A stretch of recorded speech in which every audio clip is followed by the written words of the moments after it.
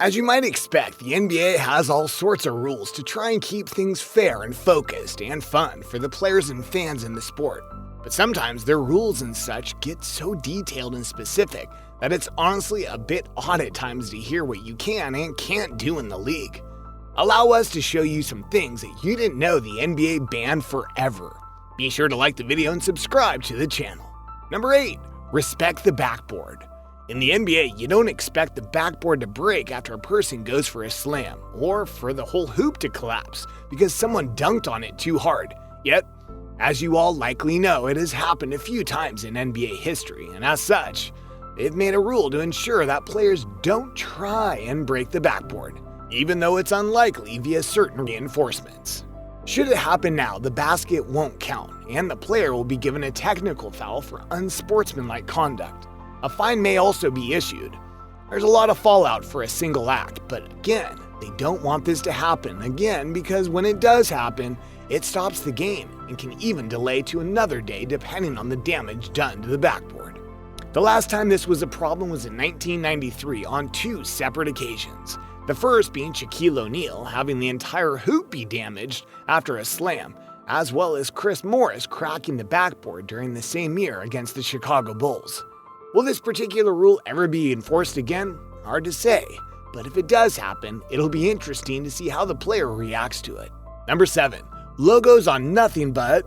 As we'll outline a little bit later, the NBA has very specific rules on what you can wear, what you can show, and what you can promote. And yet, even when something is approved, that doesn't mean it's approved for all of you. Confused? I'll explain. Logos in the NBA are inevitable. From team logos to shoe logos, they're around.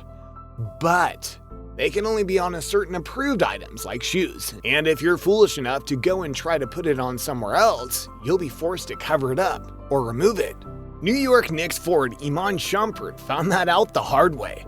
That's because Shumpert was forced to shave out the Adidas logo that was previously there, leaving him a blank triangle on the back of his head for a few weeks because the NBA bans any logos on anything but sneakers. Number 6. Goldchains. This one we can honestly see as fair from the NBA's perspective, but there was a time in the NBA during the 1980s when players honestly could wear gold chains. In fact, it was part of the trademark look for one Daryl Hawkins of the 76ers, among others. So why was it banned? Safety reasons. Think about it. If it's a short gold chain, you might be fine.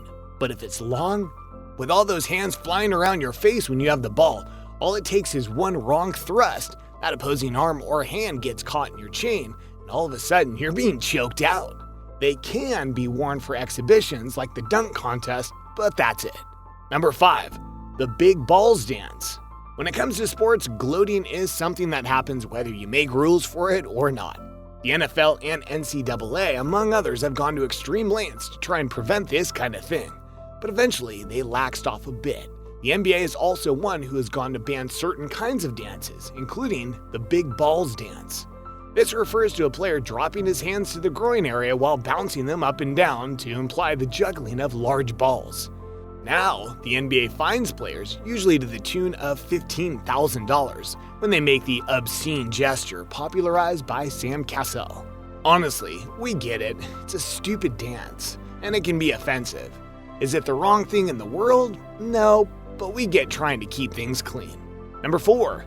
Non-approved brands or logos. When it comes to leagues like the NBA, getting revenue to the league and to players is paramount. While the NBA originally wasn't one of the biggest leagues around, it's now sponsored by various companies and brands.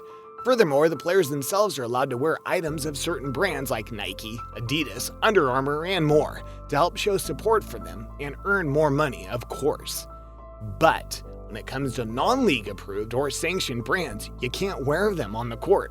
It is an NBA rule that you must cover up all logos that do not coincide with the branding rules of the NBA. A great example of this is with Lonzo Ball. The son of Lamar Ball is a big part of the Big Baller brand and has a tattoo of the brand's logo on his arm. Because of the NBA rule against this, he has to wear tape over his logo in every single game that he's in, or else pay a fine, which I'm sure Lamar blasted for various stupid reasons. Other examples of this happening include when Dwayne Wade had the Flash logo drawn onto one of his gear and the NBA fired back against that.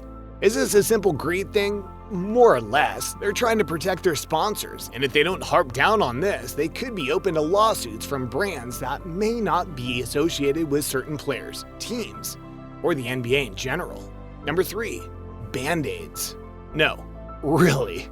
This is a funny one. Remember the Dwayne Wade issue I just talked about? Well, that's another band thing entirely for another reason. Dwayne Wade got injured in the face one time and had to wear a Band-Aid on the court. Totally legal, but to add some style, he went and started drawing things on the Band-Aid and kept wearing them long after his face was cured.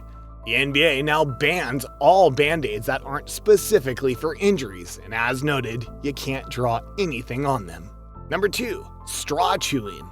Still not kidding with you. In 2010, Dallas Mavericks player Caron Butler would sit on the sideline and chew straws. When the NBA noticed this, they went and banned the practice. Their reasoning? It's a safety issue, period. Right. Number 1, NonClear face masks.